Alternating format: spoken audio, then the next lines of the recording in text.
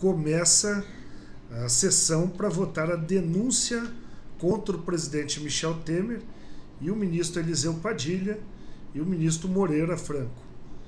Essa denúncia apresentada pelo ex-procurador-geral da República, Rodrigo Janot, é a segunda apresentada. A primeira foi sobre corrupção passiva, a segunda sobre obstrução de justiça e organização criminosa. Na primeira denúncia, a Câmara não autorizou o Supremo Tribunal Federal a fazer a avaliação da denúncia, e nessa segunda nós chegamos no momento em que a Comissão de Constituição e Justiça leva a plenário um parecer contra a autorização para o Supremo investigar o presidente, e nós agora, os deputados federais, têm que, cada um individualmente, dar o seu voto pela autorização que o Supremo investigue ou contra essa autorização, o que arquiva temporariamente a investigação contra Michel Temer até o final do seu mandato.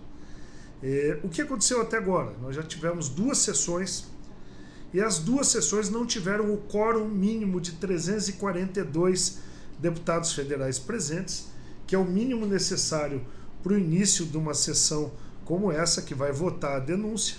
Por isso, até agora, não saiu a votação. O que nós temos de expectativa?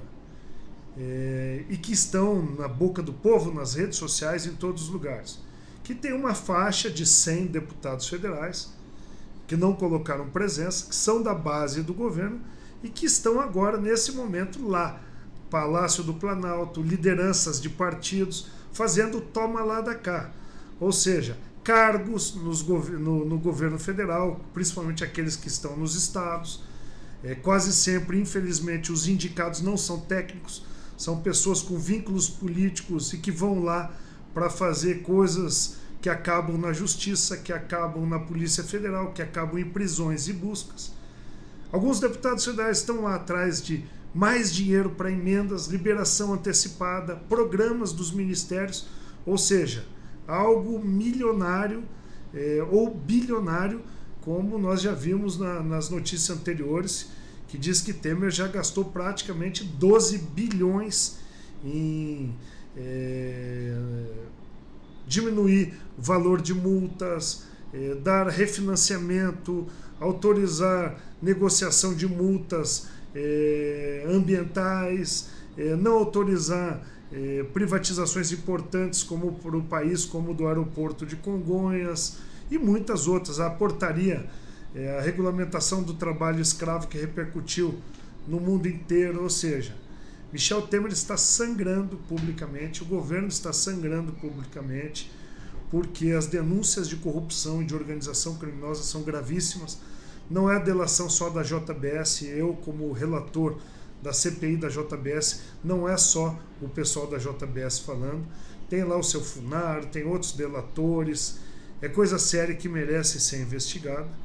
Mas o principal, cada deputado federal tem a obrigação perante o seu eleitor agora de fazer o seu voto, e um voto que seja digno, decente, um voto que pode ser sim ou pode ser não, mas que seja defensável perante o seu eleitor, que é aquele que é o seu patrão, é o cidadão e a cidadã brasileira que o colocaram. E ainda para aumentar essa pressão toda, Jota, o presidente Michel Temer passa mal agora depois do almoço e vai parar no hospital, bem no dia da votação dessa segunda denúncia. Ele foi internado por problemas urológicos, está passando por exames, pensaram em removê-lo para o hospital sírio-libanês em São Paulo, mas ele está aqui no Hospital do Exército, que é o conhecido Hospital das Forças Armadas em Brasília, e diz que já está sob controle. Mas veja a pressão e a confusão aqui em Brasília. Muita gente dizendo, olha, não vote pela investigação do Michel Temer, que mudar o Michel Temer é pior. Mas como que um delegado da Polícia Federal, que está temporariamente deputado federal, vota, e como aquela pessoa de bem, que ainda existem pessoas de bem, com certeza, na política, empresarialmente, em instituições, vota para ser meio honesto, ou seja, fechar os olhos para a corrupção, empurrar uma denúncia para baixo do tapete e não deixar o mínimo a ser feito, ou seja, que o Supremo Tribunal Federal, com seus ministros, possam avaliar se a denúncia deve ser recebida, ou seja, se tem indícios mínimos para que ela possa prosseguir. E aí sim o presidente Michel Temer é afastado. Então não é nessa votação. Por isso, a nossa posição, de novo, e eu adianto a minha posição, eu votarei pela segunda vez.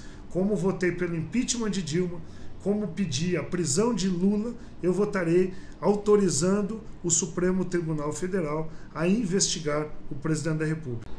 Bom, a Assembleia Legislativa do Paraná aprovou em primeiro turno, quer dizer, falta uma votação, um projeto que faz com que os presos paguem pelas próprias tornozeleiras eletrônicas que utilizam por ordem judicial. Veja, vamos avaliar esse projeto e o que está acontecendo no contexto geral do nosso país. Primeiro, eu acho que nós deveríamos, e para isso a gente tem trabalhado aqui no Congresso Nacional, que só pudesse sair com tornozeleira eletrônica, e isso é uma legislação federal, não tem nada a ver com a Assembleia Legislativa, a lei é aqui em Brasília, não lá nos deputados, que não deveriam usar tornozeleira eletrônica e sair do presídio quem está condenado por tráfico de drogas, estupro, roubo, quer dizer, crimes cometidos com violência, grave ameaça, uso de armas, são crimes graves contra a sociedade e que há alto índice de reincidência, vírgula. Por outro lado, eu concordo que o projeto é muito bom, porque faz com que o preso condenado, ele mesmo pague pelos custos, custo que fica entre 250 a 300 reais por mês, muito menor do que o preço de quem fica preso, que custa 4, 5 mil reais, dependendo do estado, o custo para se manter um preso. Mas a população não aguenta mais, nós temos que mudar a lei federal, o Código Penal, o Código de Processo Penal, a Lei de Execuções Penais. Não dá para sair com o tornozeleiro eletrônico presos que cometeram crimes graves contra a sociedade, que há alto índice de reincidência, cadeia e prisão não está ressocializando ninguém, e não pode o cidadão comum aqui fora ser ele, então, quem vai ter que conviver com bandidos de tornozeleira porque não tem espaço em delegacias e presídios. Veja o exemplo do que traz várias matérias de operações da Polícia Civil do Paraná junto com a Polícia Militar, chamado Operações GPS 1, 2, 3 e 4. Veja só a última que aconteceu agora no mês de agosto, tá? 18 mandados de prisão para 16 pessoas que descumpriam a norma estabelecida pela Justiça para uso de tornozeleira eletrônica. Então foram recapturados pessoas que respondiam pelo crime de furto, de roubo, tráfico de drogas, estupro, homicídio. Então imagina, homicídio solto com tornozeleira, estupro solto com tornozeleira, tráfico de drogas, roubo, quer dizer, roubo é com grave ameaça, uso de armas, etc. Então estão soltando muita gente. Veja, a Secretaria de Segurança ainda traz um dado alarmante. Hoje, dos mais de 5 mil presos que atualmente cumprem pena com tornozeleira, 10% cometem algum tipo de descumprimento. Isso não é pouco. Às vezes a análise de quem está olhando, não, 10% é pouco, mas quer dizer que de 5 mil, por volta de 500 presos descumprem as ordens. E aí a gente viu a Operação GPS. A 2, por exemplo, 24 pessoas voltaram para a cadeia. Junho de 2017, 25 presos. Como funciona isso? A Justiça, o Poder Judiciário, geralmente a Vara de Execuções Penais, concede o benefício para quem está progredindo de regime ou para quem é solto lá na prisão em flagrante, numa audiência de custódia. Ou seja, a polícia fica mais tempo numa delegacia ou com a papelada do que o próprio preso, porque ele é solto na tal horrível, esdrúxula audiência de custódia, em que os presos são soltos rapidamente. Às vezes o que cometeu o crime está antes na rua do que a vítima que está sendo ouvida ainda pela polícia. E por aí afora. Então, veja, primeiro, elogiar o projeto, que é muito bom, da Assembleia Legislativa do Paraná, que vai ser votado em segundo turno, e que diz que o preso tem que pagar pela própria tornozeleira, diminuindo o custo para nós, cidadãos, nós que pagamos nossos impostos. Então ele vai pagar. Mas por outro, Brasília, que é a Câmara Federal e o Senado, falhando novamente. Os projetos que acabam com essa festa de saidão de Dia das Mães, Dia dos Pais, que eu apresentei há pouco tempo, projetos que acabam com auxílio reclusão e trazem auxílio para vítima de crime, parados aqui em Brasília.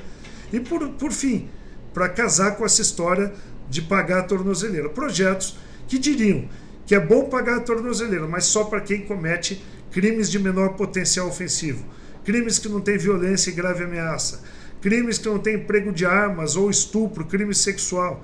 Então eu acho que o projeto é muito bom, tem que ser aprovado em segundo turno na Assembleia lá no Paraná, mas por outro lado, aqui a Câmara Federal e o Senado ainda não fizeram a sua parte de proibir que a justiça coloque na rua estuprador, assassino, assaltante com tornozeleira eletrônica. A gente já viu que 10% não cumpre a ordem judicial e nós não somos obrigados, cidadãos de bem, famílias que estão aqui fora, conviver com bandido porque falta espaço em cadeia, falta espaço em presídio. É isso, gente.